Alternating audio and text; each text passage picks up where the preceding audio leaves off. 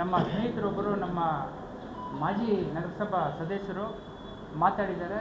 ನೀವು ಹೇಳಿದಂಗೆ ಅದೇನು ನಮ್ಮ ಶಾಸಕರು ದಲಿತ ವಿರೋಧಿ ಅನ್ನುವಂಥ ಒಂದು ವಿಚಾರವನ್ನು ಪ್ರತಿಬಿಂಬಿಸುವಂಥ ರೀತಿಯಲ್ಲಿ ಮಾತಾಡಿರ್ತಕ್ಕಂಥದ್ದು ತಪ್ಪು ಅಂತೇಳಿ ನಾನು ಹೇಳೋದಕ್ಕೆ ಇಷ್ಟಪಡ್ತೀನಿ.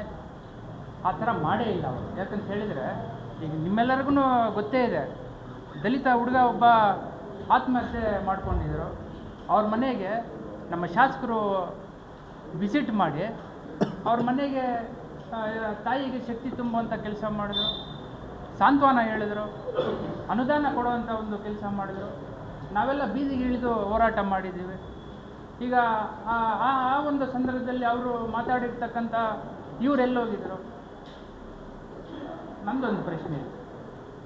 ತದನಂತರ ಅನೇಕ ಕೆಲವು ಕಡೆ ಎಲ್ಲ ಸ್ಮಶಾನಕ್ಕೆ ಜಾಗಗಳು ಇಲ್ಲ ಅಂತೇಳಿ ಕೇಳ್ಪಟ್ಟಿದ್ದೀವಿ. ನಮ್ಮ ಶಾಸಕರು ಖುದ್ದು ನಿಂತು ಸ್ಮಶಾನವನ್ನು ಸ್ಯಾಂಕ್ಷನ್ ಮಾಡಿಸೋವಂಥ ಒಂದು ಕೆಲಸವನ್ನು ಕೂಡ ಮಾಡಿಕೊಟ್ಟಿದ್ದಾರೆ. ತೆರೆಸಂದ್ರದಲ್ಲಿ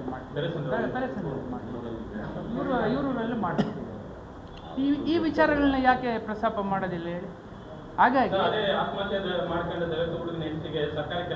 ಮನೆಗೆ ಮಾಡಿಸ್ಕೊಟ್ಟಿದ್ದಾರೆ, ಅವ್ರ ಮಗಳೆಲ್ಲ ಯಾರಿಗೂ ಮಾಡಿಸ್ಕೊಟ್ಟಿದ್ದಾರೆ. ವಿಶೇಷವಾದಂಥ ಅನುದಾನ ಕೂಡ ಕೊಟ್ಟಿದ್ದಾರೆ. ಇಲ್ಲ ಖುದ್ದು ನಾವೇ ಆಯಿತು ಈಗ ಅನುದಾನವನ್ನು ಕೊಟ್ಟಿದ್ದಾರೆ. ಹಾಂ, ಭಿನ್ನಾಭಿಪ್ರಾಯಗಳು ಇವೆಲ್ಲ ಸಾಮಾನ್ಯವಾಗಿ ಇರೋವಂಥದ್ದೇನೆ, ಆಯ್ತಲ್ವಾ? ಅದಕ್ಕಂತೇಳಿ ಈಗ ನಮ್ಮ ಅಣ್ಣವ್ರು ಹೇಳ್ದಂಗೆ ಒಂದು ಪ್ಲ್ಯಾಟ್ಫಾರ್ಮ್ ಇರುತ್ತೆ ಅದಕ್ಕಂತೇಳಿ ಚರ್ಚೆ ಮಾಡಲಿಕ್ಕೆ. ನಾನೀಗ ವೈಯಕ್ತಿಕವಾಗಿ ಹೇಳುವಂಥ ಒಂದು ವಿಚಾರ, ನಮ್ಮ ನಗರಸಭಾ ಸದಸ್ಯರು, ಮಾಜಿ ಸದಸ್ಯರು ಏಕವಚನದಲ್ಲಿ ಮಾತಾಡ್ಬೋದು. ಯಾಕಂತ ಹೇಳಿದ್ರೆ ನನಗೂ ಶಾಸಕರು, ನಿಮಗೂ ಶಾಸಕರು, ಅವ್ರಿಗೂ ಶಾಸಕರು. ಆ ಒಂದು ವಿಚಾರವಾಗಿ ನಾನು ನಿಮ್ಮ ಬಗ್ಗೆ ಏಕವಚನದಲ್ಲಿ ಯಾರಾದರೂ ಮಾತಾಡಿದ್ರೆ